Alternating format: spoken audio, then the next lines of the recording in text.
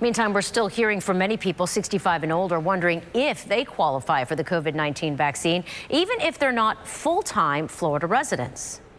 ABC Action News reporter Heather Lee is taking action for you and sorting through the changes the governor made last week and why some folks are still concerned they'll be left out.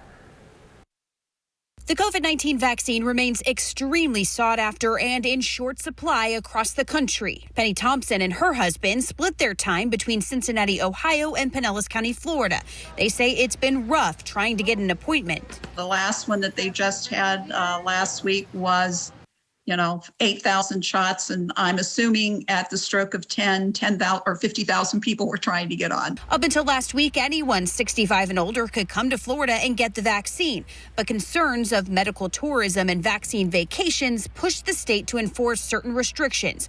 So far, 48,000 out-of-state people have received their first dose, and only about 2,600 have received their second. That includes traveling healthcare workers. I wouldn't be happy if people came in and got it ahead of me that weren't legitimately living there. And you don't have to live there full time to be legitimately living there, because we don't live in Ohio for full time anymore. It's why the state is allowing folks who only live here part time the opportunity to get vaccinated. They just have to prove they are actually residents. That can be done through a state ID, utility bill, government mail, lease agreement, or mortgage payment. We have a utility bill, but that's in my name because I'm the one that came down and got us set up.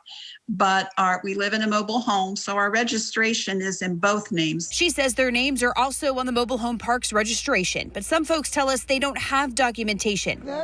One man says he and his wife come down here every year but stay with friends, and while they do pay rent, the bills aren't in their name. He's concerned he's now stuck here for 3 months without the opportunity to get vaccinated. We've reached out to the state to see if there's any other type of documentation folks who don't have utility bills can provide. We're waiting to hear back. Heather Lee, ABC Action News.